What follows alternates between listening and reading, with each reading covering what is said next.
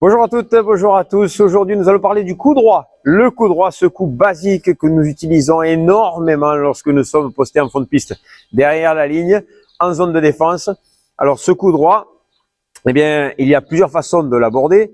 Tout d'abord, lorsque nous sommes débutants, lorsque nous venons même d'un sport autre, et le coup droit lorsque, eh bien, nous parlons beaucoup plus technique. D'accord? Donc, on va commencer avec la toute première chose qui serait des choses que nous avons vues dans d'autres vidéos, que je vous invite à voir à chaque fois et de rajouter à votre éventail de coups et expériences, qui serait la position de base, qui serait la maison, et surtout le temps en défense, de comprendre que si vous prenez du temps, si vous gagnez du temps sur le trajet de la balle, bien ici, depuis la défense, vous allez pouvoir être beaucoup plus gênant pour les adversaires qui sont en face. Vous allez pouvoir les obliger à voler, les obliger à jouer des balles basses, lentes, hautes, bref. Énormément de coups que vous allez pouvoir négocier depuis cette zone-là en gérant le temps. Alors, au final, quelle est la meilleure prise à adopter pour le coup droit? Personnellement, je suis pas un grand fanat des prises basiques, continentales, marteau, prise de coup droit, prise de revers. Dans un premier temps, prenez la balle de la façon qu'il vous semble le mieux, d'accord? Et après, avec le temps, une fois que vous serez à l'aise sur le terrain avec ces coups-là, ok, si vous voulez améliorer, eh bien, il sera peut-être intéressant de toucher un petit peu la prise pour faire que ce coup soit légèrement plus efficace. Mais dans un premier temps, personnellement, je vous le déconseille. Si votre moniteur vous le conseille, c'est que certainement il a des bonnes raisons de vous le conseiller. Donc écoutez-le, il n'y a aucun problème là-dessus. Alors, nous allons partir ici avec peu importe la prise. Comme je vous dis, l'important avec le coup droit, c'est d'avoir dans un premier temps toujours le même coup. C'est vraiment ce que je vous conseillerais. J'ai déjà vu plusieurs fois des personnes qui arrivent sur la piste et qui commencent avec un coup droit qui est frappé à plat, qui est frappé coupé, qui est frappé brossé, qu'on va être avec la raquette en bas et on va faire des lobes à chaque fois. Donc en fait, on va venir vers l'avant, notamment chercher la balle. Une autre fois, on va l'attendre ici derrière, on va la voir. Bref, si vous regardez, ça fait déjà énormément de coups à gérer. Et donc forcément, pour notre base, qui serait de passer la balle, passer la balle, passer la balle et obliger les joueurs adversaires à jouer, eh bien ici, ça perturbe. On se perturbe tout seul en fait. Donc l'idée vraiment dans un premier temps, c'est d'essayer de trouver quel coup droit est le mieux pour vous, le plus simple pour vous et le plus sûr pour vous, d'accord? Donc, dans la majeure partie des cas, peut-être vous êtes un cas à part, mais dans la majeure partie des cas, ce sera un coup droit à plat, d'accord? Frappé à plat sans effet parce que, eh bien, le fait de jouer sans effet permet de passer la balle assez facilement. Donc ça, c'est vraiment la base. Donc je vous conseille vraiment de trouver ce coup droit-là, le vôtre, qui va vous permettre d'avoir une certaine sécurité. Ou jouer, le plus simple, c'est la diagonale. Ok? Vous jouez en diagonale, vous jouez à plat et vous laissez venir la balle en partant à chaque fois depuis votre position de base qui serait à la maison. Ça, ce serait la base, ce que je vous conseille vraiment. Comme ça, votre cerveau, il comprend à lire la trajectoire de la balle, il comprend le positionnement, il comprend la zone. Donc déjà, tout ceci, sans forcer, sans réfléchir, vous allez jouer d'une façon correcte. Point barre. Après, vous voulez faire autre chose, vous le faites. Il n'y a aucun problème, mais au moins, ça, ce serait la base. Entrons maintenant dans tout ce qui serait technique, parce que on est venu un petit peu pour ça aussi, pour penser technique. Lorsque nous sommes en fond de piste, en zone de défense, la majeure partie des balles que nous allons devoir négocier devront être sous le niveau de la ceinture. Alors, pourquoi préparer comme ceci? Pourquoi préparer comme ceci? D'accord? Ça, c'est plutôt une préparation du joueur de tennis. Hein. Fait la grande boucle par en haut. Donc, pourquoi passer en haut, perdre du temps au-dessus du niveau de la ceinture, alors que les balles que nous aurons à jouer sont dessous? Pourquoi j'irai pas directement dessous? Je gagne du temps. D'accord? Donc, essayez vraiment dans un premier temps de basculer votre raquette vers l'arrière, comme une porte qui s'ouvrirait, au-dessous du niveau de la ceinture. Si vous regardez, le maximum de ma préparation serait que ma palle pointe la vitre derrière moi. Ok? Donc, j'ouvre ma palle et je pointe la vitre ici derrière moi.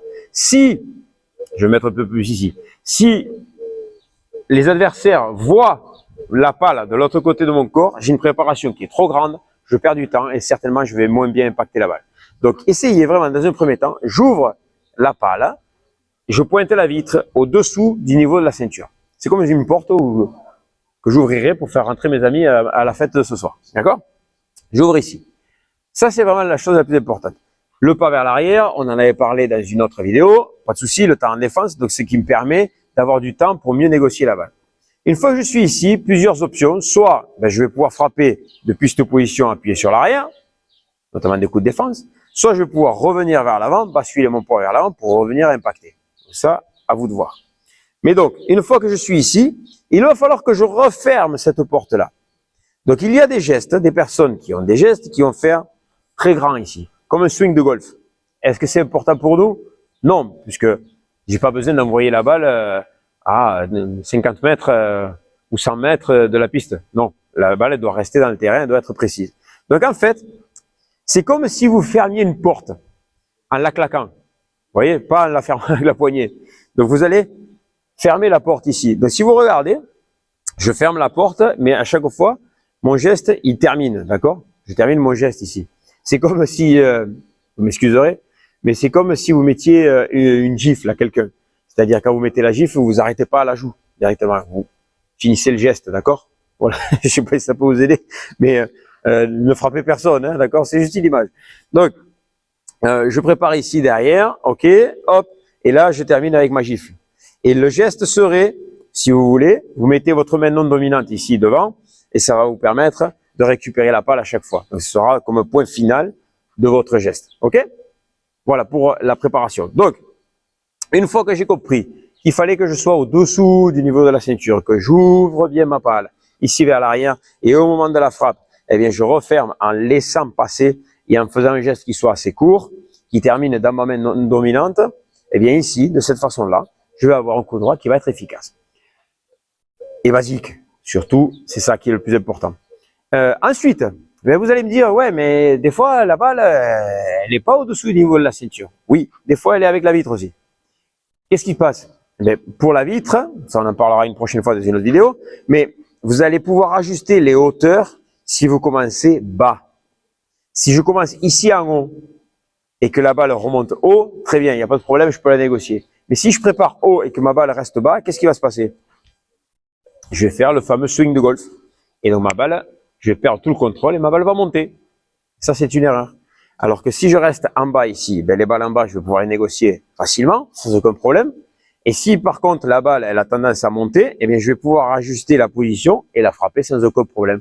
Et je serai toujours bien placé, j'aurai bien ajusté la hauteur et je vais pouvoir même passer à des balles à plat, des balles coupées, des balles brossées si besoin.